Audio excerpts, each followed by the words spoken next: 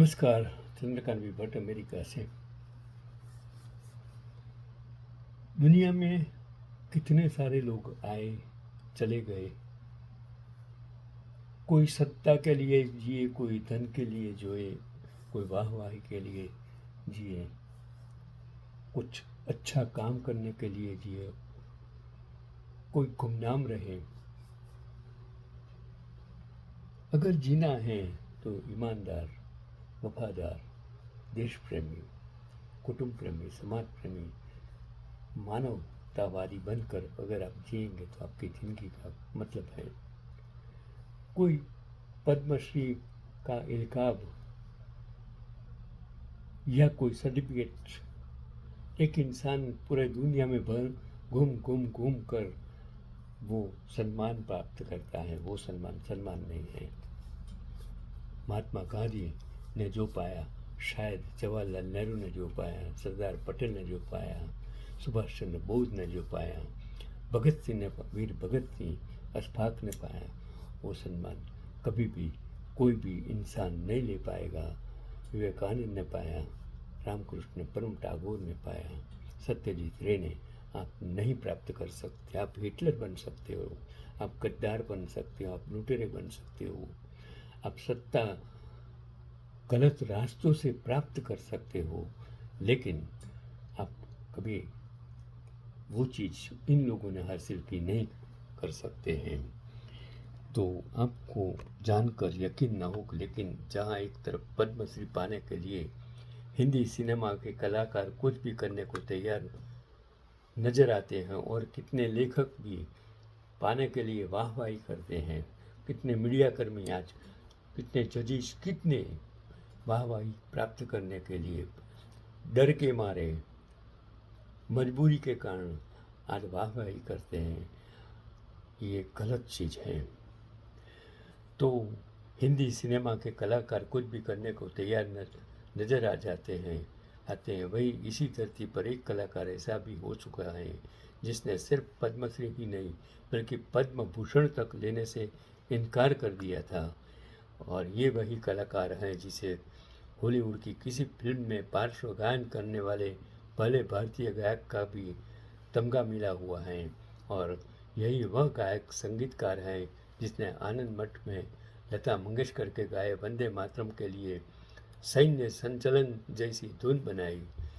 और आपने कभी शायद पहचाना नहीं होगा, ये रात ये चांदनी फिर कहाँ, गाने वाले को नहीं पहचानते। संगीत की दुनिया में कोई गायक होता है, कोई संगीतकार, तो कोई साजिंदा होता है, लेकिन कभी कभी कोई ऐसा इंसान भी पैदा होता है जो इन सारी पहचान से ऊपर उठकर एक युग बन जाता है। निर्माता, निर्देशक, संगीतकार और गायक हेमंत कुमार ऐसे ही लोगों में से एक थे। निर्माता, निर्देशक, संगीतकार और गायक। उसका हेमंत कुमार का जिक्र आता है तो कोई ये रात ये चांदनी फिर कहाँ गुनगुनाने लगता है, कोई हे अपना दिल तो आवारा मैं खो जाता है, कोई ना तुम हमें जानो ना हम तुम्हें जाने के तन्हाई में उतर जाता है, तो कोई ये नयन डरे डरे के धुंधल में भटकने लगता है। लेकिन इन गीतों के पीछे जो आदमी था उनकी कहानी शायद इन गीतों से भी ज़्यादा सुंदर है। 16 जून 1920 को वाराणसी में अपनी ननिहाल में जन्मे हेमंत मुखोपाध्याय को दुनिया ने हेमंत कुमार के नाम से जाना।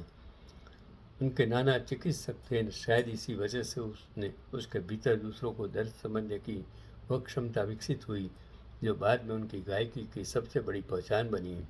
उनकी आवाज़ में करुणा थी लेकिन कमजोरी नहीं थी, गहराई थी लेकिन बोझ नहीं था। एक अजीब सी आत्मीयता थी जो सीधे दिल तक पहुंच जाती थी।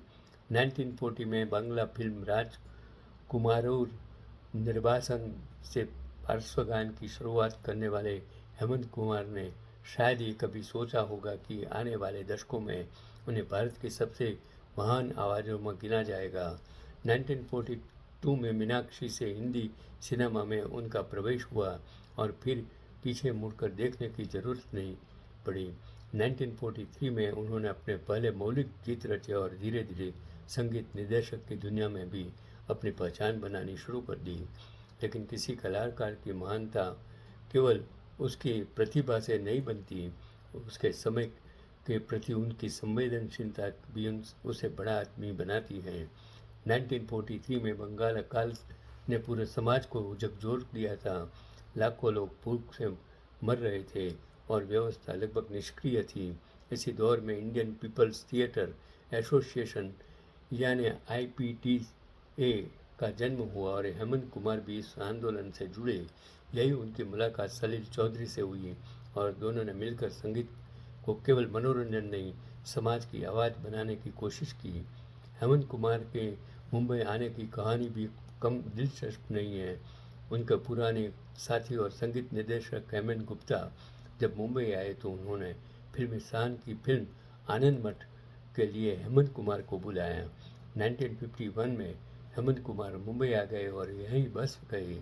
खार स्थित अपने घर का नाम उन्होंने गुरुदेव रविंद्रनाथ ठाकुर की अमर कृति के नाम पर गीतांजलि रखा। यह नाम केवल एक घर का नहीं था, बल्कि उस सांस्कृतिक विरासत का प्रतीक था जिसे वे अपने साथ बंगाल से लेकर आए थे। 1952 में आए आनंद मठ की भारतीय सिनेमा के इतिहास में एक महत्वपूर्ण पड़ाव है। इसी फिल्म में लता मंगेशकर द्वारा गाया गया वंदे मातरम सुनाई दिया, जिसकी जोशीली और सैनिक मार्च जैसी धुन हेमंत कुमार ने तैयार की थी। और स्वतंत्र भारत के शुरुआती वर्षों में राष्ट्रभक्ति का शायद ही कोई गीत इतना प्रभावशाली रहा हो। फिर आया साल 1954 में और फिल्म नागिन। यह वह फिल्म थी जिसने हेमंत कुमार को हिंदी फिल्म संगीत के शिखर पर पहुंचा दिया और फिल्म के गीत लगातार 2 वर्षों तक लोकप्रियता की सूची में बने रहे। इसी फिल्म के लिए उन्हें सर्वश्रेष्ठ संगीत निर्देशक का फिल्म फेयर पुरस्कार मिला। इसी वर्ष बंगला फिल्म शाप मोचन में उन्होंने उत्तम कुमार के लिए आवाज़ दी और यहीं से बंगाल सिनेमा की सबसे लोकप्रिय अभिनेता गायक जोड़ी का जन्म हुआ और अगले एक दशक तक उत्तम कुमार के चेहरे पर हेमंत कुमार की आवाज़ ही बंगाल के दर्शकों में दिलों पर राज करती रही। हिंदी सिनेमा में उनकी साझेदारी का SD बर्मन के साथ एक अलग ही अध्याय है। देवानंद के लिए ये रात ये चांदनी फिर कहाँ, चुप है धरती, तेरी दुनिया में जीने से, है अपना दिल तो आवारा और ना तुम हमें जानो जैसे गीत आज भी अमर हैं।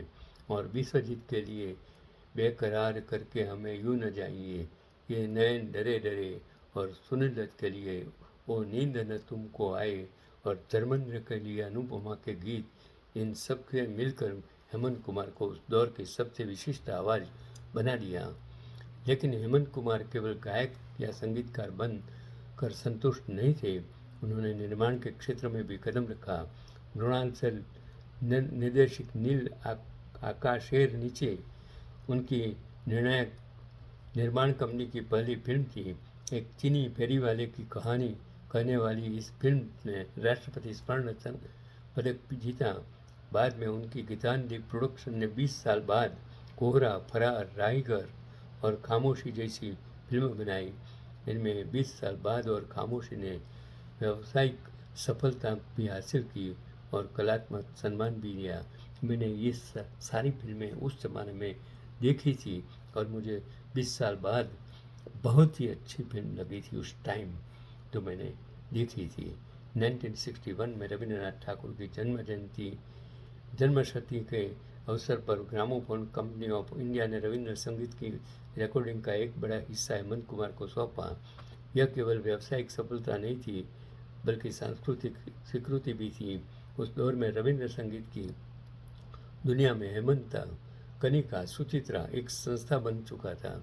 कनिका बंदोपाध्याय और सुचित्रा मित्रा के साथ मिलकर उन्होंने रविंद्र संगीत को घर घर पहुंचाया। फिर 1971 में एक ऐसा अध्याय खुला जिसने उन्हें भारतीय संगीत इतिहास के हमेशा के लिए अलग स्थान दे दिया।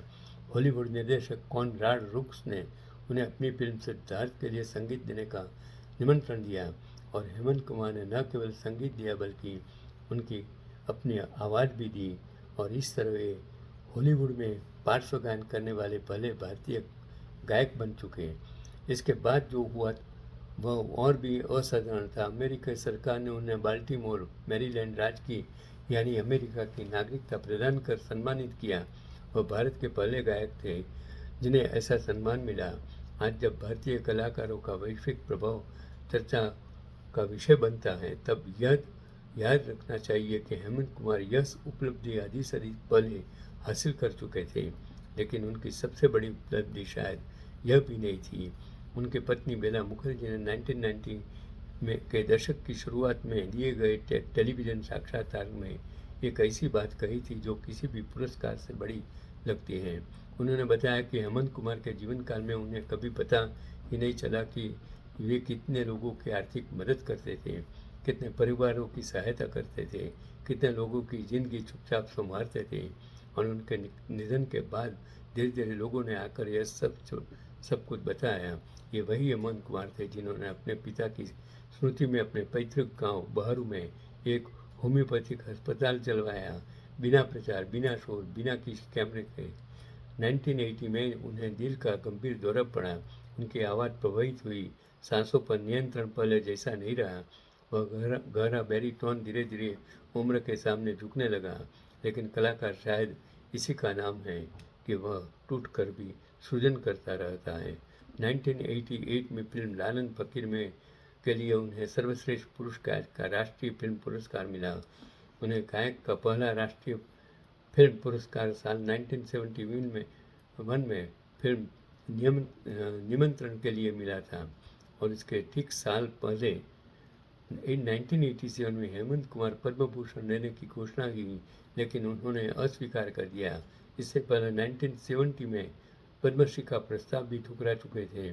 कारण जो भी रहे हो, लेकिन यह निर्माण उनके व्यक्तित्व की स्वतंत्रता को जरूर दिखाता है।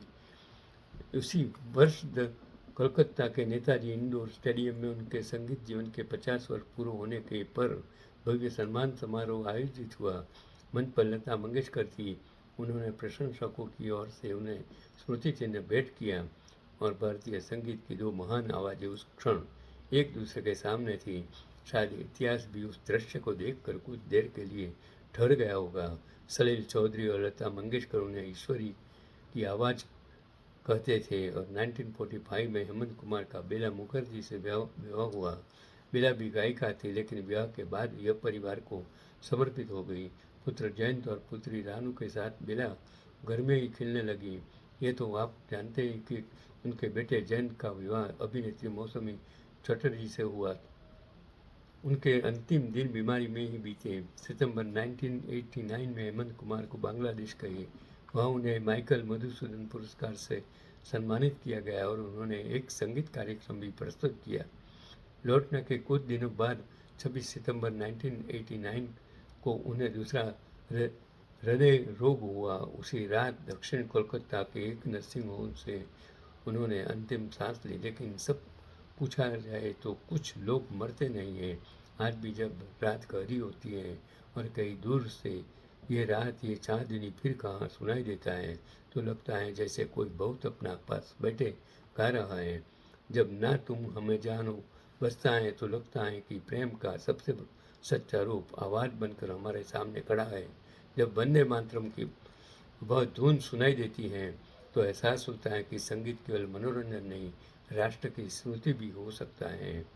आवाज़ें बदलती रहती हैं, उपलब्धियाँ भी बदलती जाती हैं, बस जो नहीं बदलता वो हुए लोगों के दिलों में बस जाने की क्षमता। और इसी कसौटी पर हेमंत कुमार आज भी अमर हैं। कुछ लोग गाते नहीं, समय की धड़कन बन जाते हैं। यही आज का पैगाम। मैं हेमंत कुमार को सत सलाम करता हूँ।